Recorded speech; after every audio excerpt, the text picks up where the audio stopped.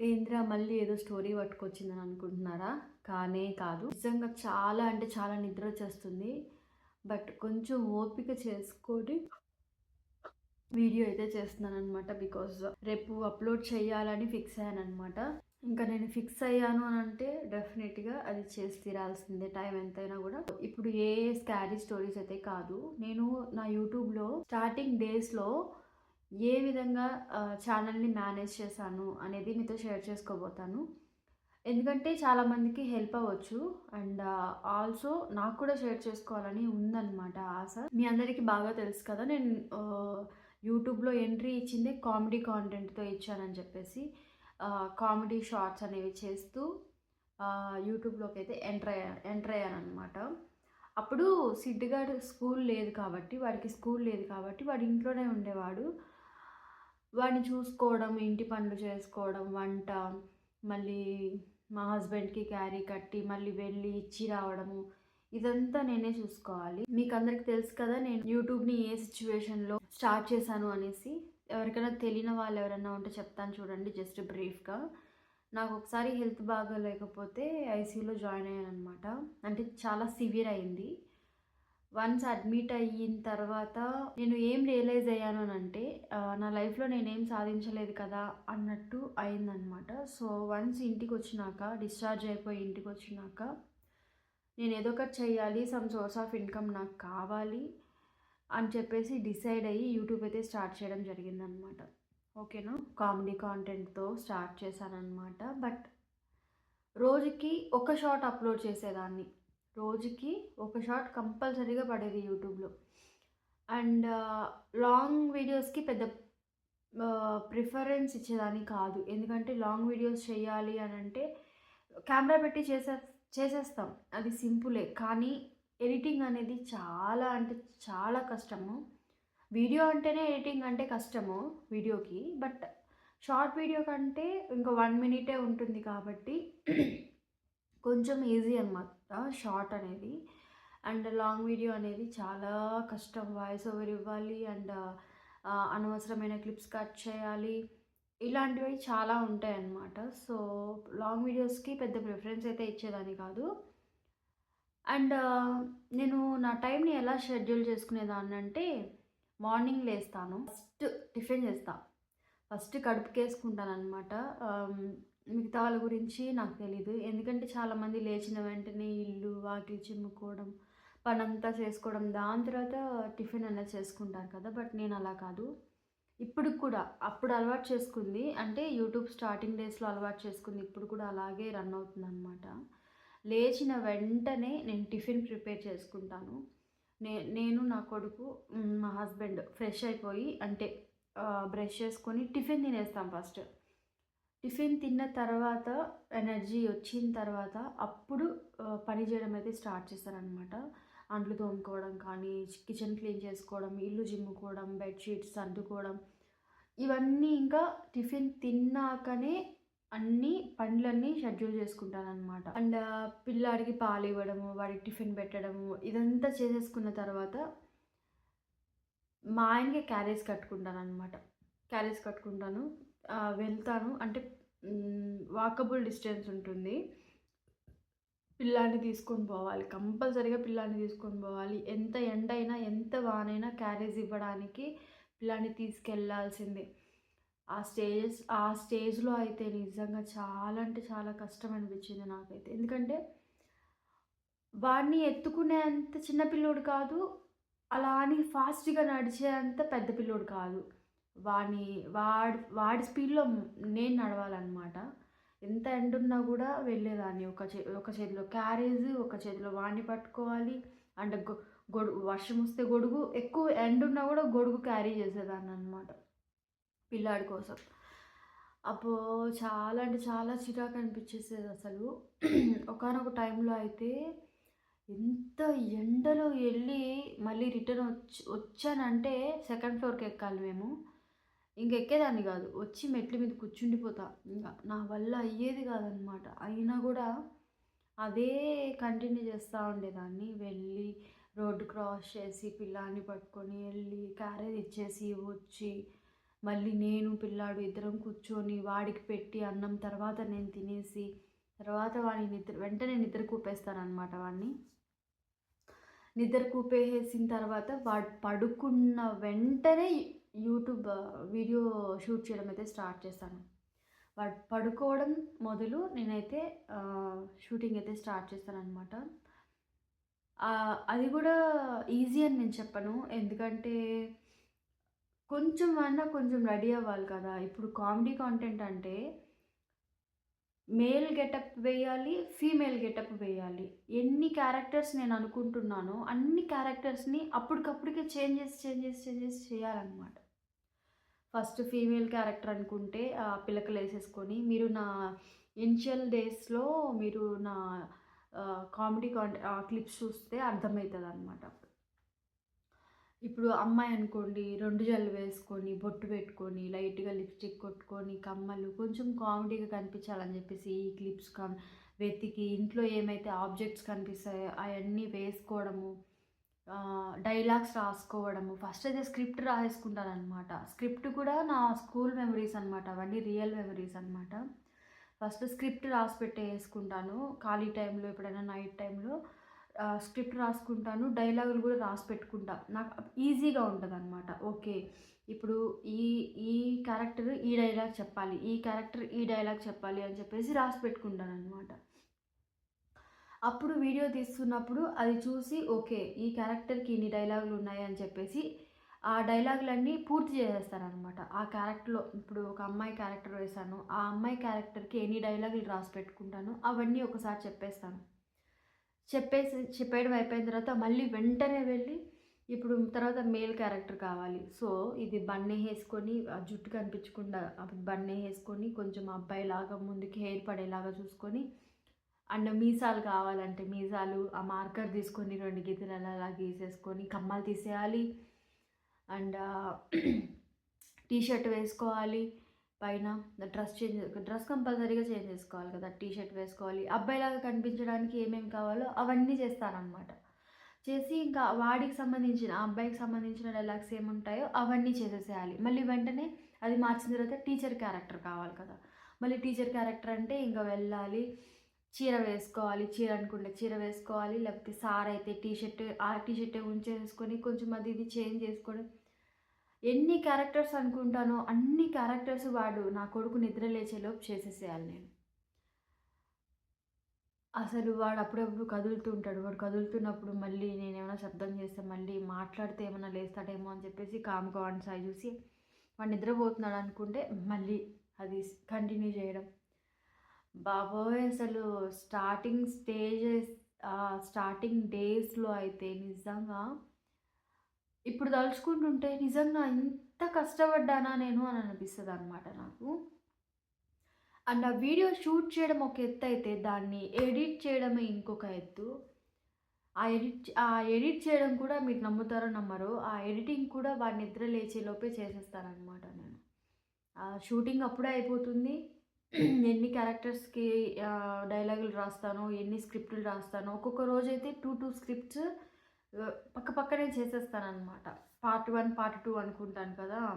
చేసేస్తాననమాట. And వాళ్ళు లేచేలోపు editing చేయాలి. ఆ ఎడిటింగ్ అయితే నిజంగా లిటరల్లీ 2 గంటల కంటే తక్కువ పట్టదు.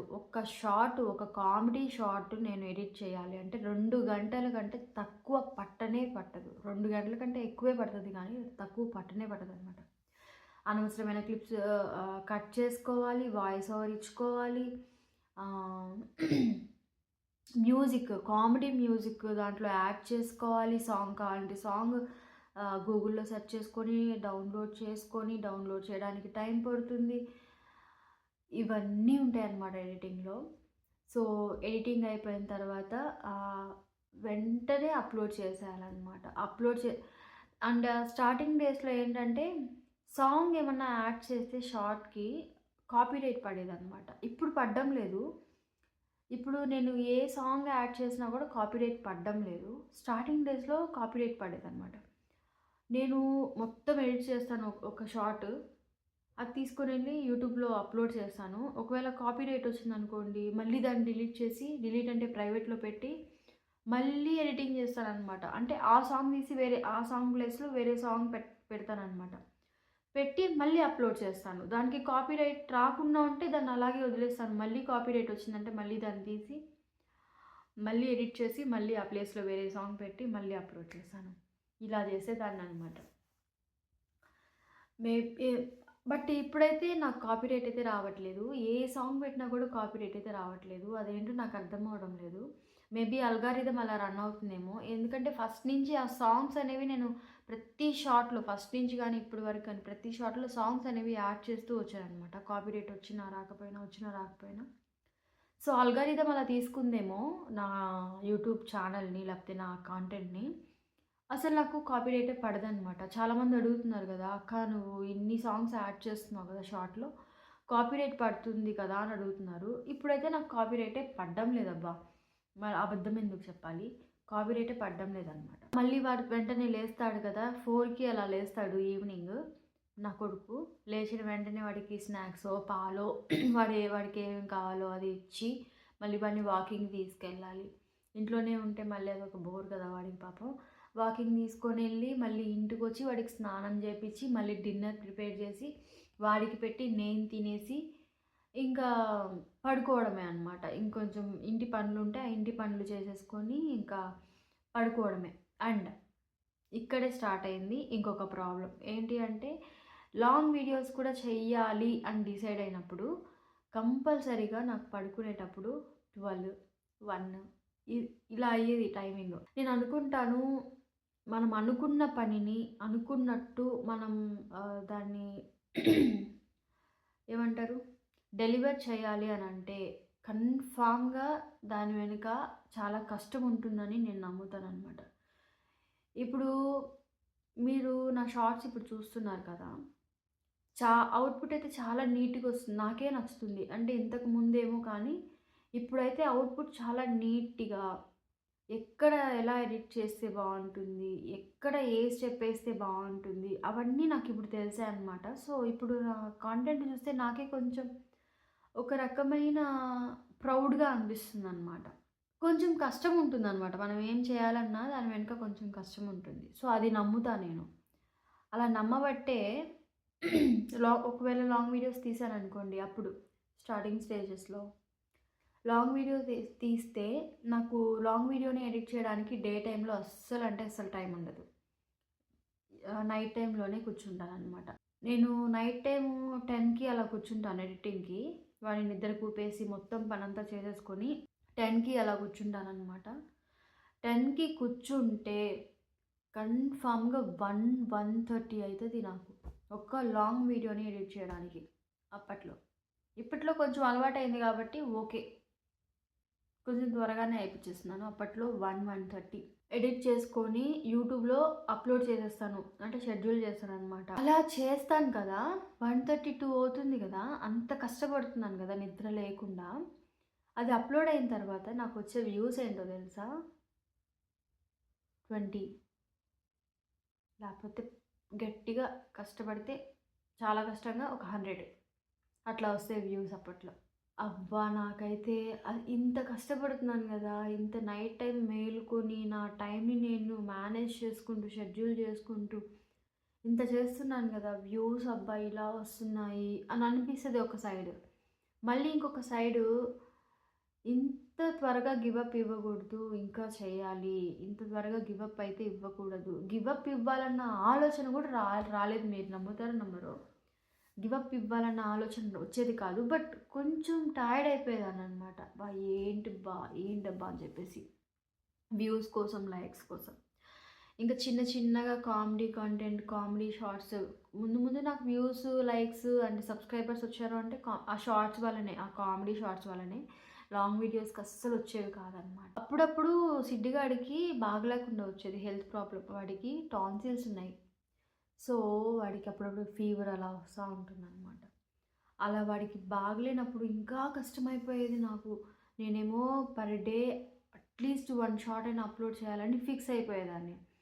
ఒక పక్క వీడికి బాగలేకుండా వస్తుంది. వీడిని చూసుకోవాలి, వాడి మెడిసిన్ టైంని చూసుకోవాలి, ఇంటి పనులు చూసుకోవాలి, వంట చేయాలి, వెళ్ళి పిల్లాడికి ఎలా ఉన్నా, బాగున్నా, బాగలేకపోయినా వాడిని తీసుకొని వెళ్ళాల్సిందే నేను క్యారేజ్ ఇవ్వడానికి. వాడిని పట్టుకొని వెళ్ళాలి, క్యారేజ్ ఇచ్చేసి రావాలి. మళ్ళీ వాడి బాగోగులు చూసుకోవాలి, మళ్ళీ షూటింగ్ చేసుకోవాలి, మళ్ళీ ఎడిటింగ్ చేసుకోవాలి. అన్నీ మేనేజ్ చేశాను నేనైతే. అన్నీ అంటే అన్నీ మేనేజ్ చేశాను. నిజంగా వెరీ ప్రౌడ్‌గా ఫీల్ అవుతాననమాట. ఇన్ని చేశానురా నేను అని నాకు నేనే ప్రౌడ్‌గా ఫీల్ అవుతూ ఉంటాననమాట. సో, అలా ఉండేదనమాట స్టార్టింగ్ డేస్‌లో. తర్వాత ఇంక కొంచెం వ్యూస్ పెరుగుతున్నాయి. ఇప్పుడైతే నైట్ టైమ్స్ అసలు మేలుకోవడం అయితే తగ్గించేసాననమాట. త్వరగా పడుకుంటున్నాను. ఎడిటింగ్ అలవాటయింది. వీడియోస్ ఎలా చేయడం అని అలవాటయింది. అంత అలవాటయింది కాబట్టి maybe got max to max 10K పడుకుంటాను. అంతా అయిపోతుందనమాట అక్కడికి. ఎడిటింగ్ కావాలంటే ఎడిటింగ్ అంతా 10 లోపే అయిపోతుంది. సో, కొంచెం ఈజీ అయిందనే చెప్పొచ్చు. సో, నేను చెప్పదలుచుకుంది ఏంటి అంటే, ఒకవేళ మీరు యూట్యూబ్ స్టార్ట్ చేయడానికి ఒక ప్లాన్ ఉన్నా, యూట్యూబ్‌లో కొంచెం క్లిక్ అవ్వాలి అనేసి కొంచెం ఆశ ఉన్నా కూడా మీరు చాలా రెడీగుండాలి. చాలా ప్రిపేర్డ్‌గా ఉండాలనమాట. గివ్ అప్ ఇవ్వకుండా ఉండాలి అని చెప్పేసి. అండ్ కొంచెం కష్టపడాలి. అట్‌లీస్ట్ నేనైతే ఒక గోల్ పెట్టుకున్నా. పర్ డే అట్‌లీస్ట్ ఒక్క షార్ట్ అయినా పడాల్సిందే. ఐ మీన్ యూట్యూబ్‌లో ఒక్క షార్ట్ అయినా అప్‌లోడ్ చేయాల్సిందే అది. అది ఒకవేళ నా దగ్గర షార్ట్ రెడీగా లేదనుకోండి, అప్పటికప్పటికి ఏదో ఒకటి చేసి ఒక షార్ట్ ప్రిపేర్ చేసేసి పెడతాననమాట. అంటే గ్యాప్ ఇవ్వకుండా. యూట్యూబ్ ఛానల్ అనేది అదొక సీరియల్ లాగా పోతూ ఉండాలి. ఎక్కడ గ్యాప్ రాకూడదు. అది స్టార్టింగ్ స్టేజెస్‌లో అయితే అది చాలా ఇంపార్టెంట్ అనమాట. ఆడియన్స్‌కి మన కాంటెంట్, మన మొహము, మన వాయిస్ మనం చాలా అలవాటు పడాలి అనంటే అట్‌లీస్ట్ 1 షాట్ అయినా అప్‌లోడ్ చేయాల్సిందే. మీరది ప్రిపేర్ అయి ఉండాలి. ప్రిపేర్డ్‌గా ఉండాలనమాట. ఏది ఏమైనా కూడా ఒక షార్టో లేకపోతే ఒక వీడియోనో ఒక రోజుకి ఖచ్చితంగా అప్‌లోడ్ చేయాలి ఏదేమైనా కూడా. అండ్ మనం టైంని షెడ్యూల్ చేసి పెట్టుకోవాలి. ఇన్ని గంటలకు లేయాలి, ఇన్ని గంటలలోపు ఈ పని కంప్లీట్ అయిపోవాలి. ఈ టైంలో ఈ పని అవ్వాలి, ఈ టైంలో ఈ పని అవ్వాలి అని చెప్పేసి మీరు మీకున్న టైంని షెడ్యూల్ చేసుకోవాలి ఖచ్చితంగా. సో, అలా ఉండగలిగితేనే యూట్యూబ్‌లో కొంచెం క్లిక్ అవ్వడం కొంచెం సాధ్యం అన్నమాట. లేదు అనుకుంటే ఈ యూట్యూబ్ అనే మహాసముద్రంలో ఈదడం చాలా కష్టమనే చెప్తాను నేను. అండ్ క్లిక్ అయిన తర్వాత కూడా దాన్ని చాలా జాగ్రత్తగా కాపాడుకోవాలి. ఎలా అయితే మనం సీరియల్ లాగా అప్లోడ్ చెయ్యాలి అని డిసైడ్ అయ్యామో అదే విధంగా అప్లోడ్ చేసుకుంటూ రావాలన్నమాట. సో, ఇదే అనమాట నేను చెప్పగలిగేది. యూట్యూబ్ ఎలా స్టార్ట్ చేయాలి అని కూడా చాలామంది అడుగుతున్నారు. ఆల్రెడీ మీరు యూట్యూబ్‌లో వీడియోస్ చూస్తున్నారు కదా! అదే మీ ఛానల్. దాంట్లోనే అన్నీ ఉంటాయి. ఇప్పుడు అందరూ వీడియోస్ మీరు యూట్యూబ్‌లో చూస్తున్నారు. ఇట్ మీన్స్ మీరు ఆల్రెడీ యూట్యూబ్ ఛానల్ క్రియేట్ చేసినట్టే. ఆల్రెడీ మీకు ఒక ఛానల్ ఉంది. సో, మీ ప్రొఫైల్‌లోకెళ్ళి అప్‌లోడ్ షార్ట్ అనో, లేకపోతే వీడియో అనో, లైవ్ అనో, పోస్ట్ అనో ఆప్షన్స్ ఉంటాయి. మీరు అనుకున్న కాంటెంట్‌ని షూట్ చేసుకొని, ఎడిట్ చేసుకొని దాంట్లో అప్‌లోడ్ చేయడమే. అది యూట్యూబ్ ఛానల్ క్రియేట్ చేయడం ఏదో సాఫ్ట్‌వేర్ ప్రోగ్రామ్ లాగా ఫీల్ అవ్వద్దు. అది మీకు ఆల్రెడీ మీ ఛానల్ ఉంది ఇంకా మీ మొబైల్‌లో. కాకపోతే ఏంటి అంటే ఒక కాంటెంట్ ఫిక్స్ అవ్వాలి. దాన్ని ఎడిట్ చేసుకోవాలి, షూట్ చేసుకోవాలి, ఎడిట్ చేసుకోవాలి. దెన్ అప్‌లోడ్ చేసుకోవాలి. ఇంకా అది పెద్ద సబ్జెక్ట్ కాదు అని నేను చెప్తాననమాట. యూట్యూబ్ ఛానల్ క్రియేట్ చేయడం అనేది. నేను స్టార్టింగ్ డేస్‌లో ఇలానే మేనేజ్ చేసుకున్నాను. నేను చెప్పదలుచుకుంది చెప్పేసాను. మీకు హెల్ప్ అవుతుందని అనుకుంటున్నాను. అండ్ ఆల్సో ఇలాంటి కాంటెంట్ అయితే బెటర్ అక్క అని అడుగుతారు కొంతమంది. యాక్చువల్‌గా ఎక్కువ మంది అడగలేదు. కొంతమంది అడిగారు. అంటే నా ఎక్స్‌పీరియన్స్‌లో నేను గమనించింది ఏంటి అంటే అందరూ తీసినట్టు కాకుండా, రొటీన్‌గా కాకుండా కొంచెం యూనిక్‌గా ఆలోచించండి. ఇప్పుడు చూడండి ఫర్ ఎగ్జాంపుల్ నన్ను తీసుకోండి. చాలామంది టైలర్స్ ఉన్నారు. చాలామంది డిజైనర్స్ ఉన్నారు యూట్యూబ్‌లో. బట్ అందరూ కుడతారు, దాన్ని చూపిస్తారు. కుడుతున్నారు, ఎలా కుట్టాలి, ఏంటి అని చెప్పేసి చేస్తున్నారు, చూపిస్తున్నారు. ఫైన్ బానే ఉంది. బట్ నా కాంటెంట్ ఏంటి అంటే నాకు కొంచెం త్వరగా కనెక్ట్ అవుతున్నారు సబ్స్క్రైబర్స్ కానీ, ఇన్‌స్టాగ్రామ్‌లో ఫాలోవర్స్ కానీ. వై? బికాజ్ నేను కుడుతున్నాను. దాన్ని కరెక్ట్ వేలో ప్రెజెంట్ చేస్తున్నాననమాట. ప్రెజెంటేషన్ అనేది బావుంటుంది. కొంచెం డాన్స్ యాడ్ చేయడము, నేను డిజైన్ చేసిన ప్యాటర్న్‌ని ఏ విధంగా ప్రెజెంట్ చేస్తే ఏ విధంగా కనిపిస్తుంది, ఏ విధంగా అది హైలైట్ అవుతుంది అని చెప్పేసి ఆహ్, కొంచెం కొంచెం యూనిక్ వేలో చూపిస్తాననమాట. ఇప్పుడు డ్రెస్‌ని నేను వేసుకొని కొంచెం యూనిక్ వేలో చూపిస్తాననమాట. నాలాగా చూపించే వాళ్ళు కొంచెం తక్కువ మందే ఉన్నారు ఈ సోషల్ మీడియాలో. ఐ మీన్ యూట్యూబ్‌లో ఆర్ ఇన్‌స్టాగ్రామ్‌లో. సో దట్ ఎక్కువ అంటే త్వరగా కనెక్ట్ అవుతున్నారు నాకు. అంటే కొంచెం యూనిక్‌గా ఆలోచించాలి మీరు కూడా. ఇప్పుడు మీ కాంటెంట్ ఏదైనా గూడా, ఆ కాంటెంట్‌లో కొంచెం యూనిక్‌నెస్ ఉండాలనమాట. కొత్తదనం. అరే! ఇదేదో బావుంది. అరే! ఇలా చేస్తే భలే ఉంది అన్నట్టు ఫీల్ అవ్వాలనమాట చూసేవాళ్ళు. సో, అది మీరే ఆలోచించుకోవాలి. అది మీ మైండ్‌కే తెలియాలి అదేంటో. ఇంతే చెప్పగలుగుతాను నేను. కాంటెంట్ ఇది చెయ్యండి, ఇది చేయండి అని చెప్పి నేను చెప్పలేను. మీరు చేసిన కాంటెంట్‌ని ఏ విధంగా చేస్తే అట్రాక్ట్ అవుతారు అనేది మీరు ఆలోచించాలి. It's up to you. ఓకేనా? సో, ఇంతకంటే నేనేం చెప్పలేను. నా ఎక్స్‌పీరియన్స్‌లో తెలిసింది ఇదే నాకు. సో, అంతేనండి. ఈ వీడియో మీకు హెల్ప్ అవుతుందనే అనుకుంటున్నాను. సో, నెక్స్ట్ వీడియోలో కలుద్దాం. అంతవరకు బాయ్ బాయ్.